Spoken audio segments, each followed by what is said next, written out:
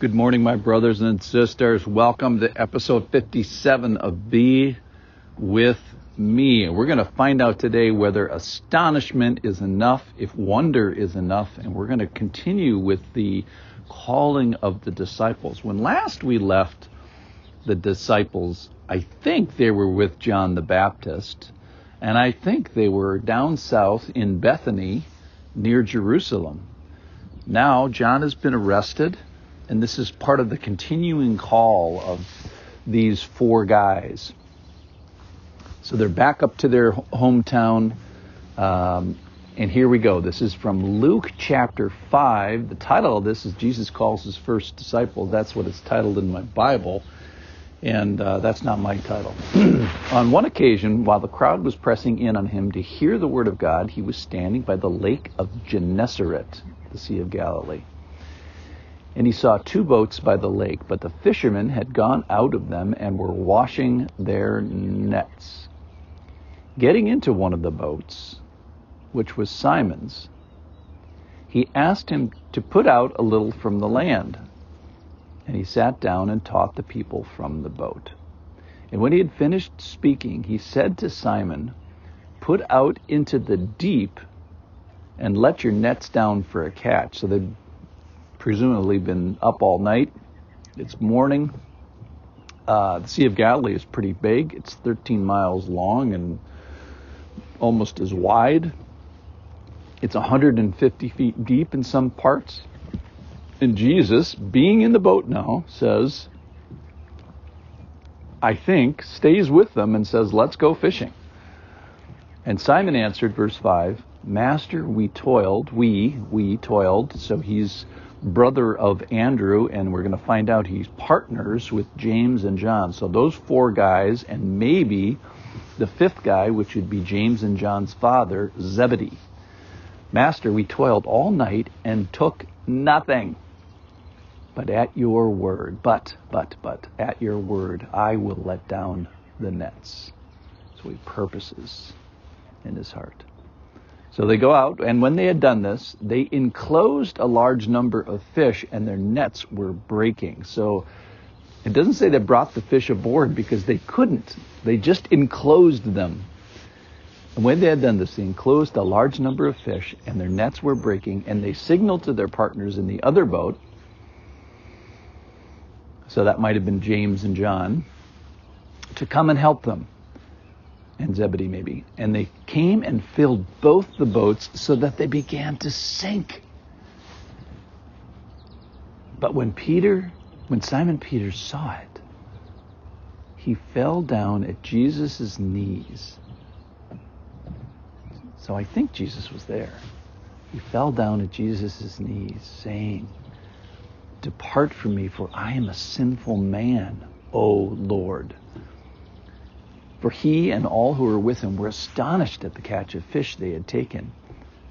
And so also were James and John, sons of Zebedee, who were partners with Simon. And Jesus said to Simon, "Do not be afraid. From now on you will be catching men." So this apparently all takes place out on the water. And when they had brought their boats to land, they left everything and followed Jesus. So this is a continuation of the call of these four guys, two sets of brothers, Andrew and Peter and James and John. So apparently they continue to run their business, but this seems to be their call to full-time Jesus ministry. And there's a responding to Jesus first in words, which Simon answers, "Master." So he calls Jesus, a respectful name. Then not a complaint, but an observation. "Hey, we toiled all night and took nothing." And then a yielding, "But at your word, I will let down the net." So he does that. And then a miracle happens. They enclose a large number of fish. They almost sink two boats. And then verse 8, when Simon Peter saw it, he fell down at Jesus' knees, saying, "Depart from me, for I am a sinful man." So this is all full of Old Testament stuff. It reminds me of Isaiah, where Isaiah sees a vision of the Lord, and he says, I'm a man of unclean lips, and I live with a bunch of people with unclean lips. And reminds me of David's conviction in 2 Samuel 24:10, where his heart struck him. But the one I wanted to go with officially is Ezekiel chapter 36. And it's a very famous verse where it says, I will give you a new heart, and a new spirit I will put in you, and I will remove the heart of stone from your flesh and give you a heart of flesh. Where God gives us this intimacy and a new heart to see accurately. And it's all great and all rainbows and puppies. And then 5 verses later, verse 31, then you will remember your evil ways and your deeds that were not good, and you will loathe yourselves for your iniquities and your abominations. So when God gives you a new heart, one of the markers that you have a new heart is loathing and abomination.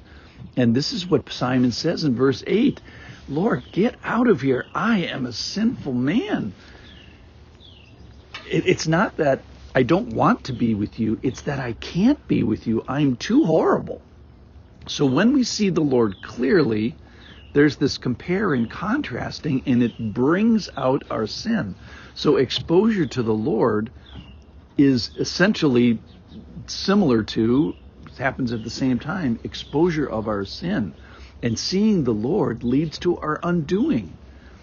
So as we increase in holiness, we get this increased awareness of our sinfulness. So our exposure to the Lord is exposure of me, and then Peter ends up hating himself and says, I hate myself. Get out of here, Lord. Depart from me. But the thing that struck me most today is that's an incredible thing, is woe is me, I am a man of unclean lips. Peter basically says, you're right. I have no right to stand before you. And so what does Jesus do? Does Jesus run away from this and say, you're right, you're a stinky human being. You guys are killers and coveters and lusters and stealers, and you irritate one another and you gossip? When Jesus sees this, he has compassion on Peter and says, you're right, but don't be afraid. And pushes into relationship rather than withdraws from relationship. So Peter sees his sin and he wants to depart. Jesus, who already had seen Peter's sin, pushes in towards relationship. What a God we serve. So astonishment, let's go beyond astonishment. Let's go to loathing. And then once we get past loathing, let's go to relationship. Thanks for listening.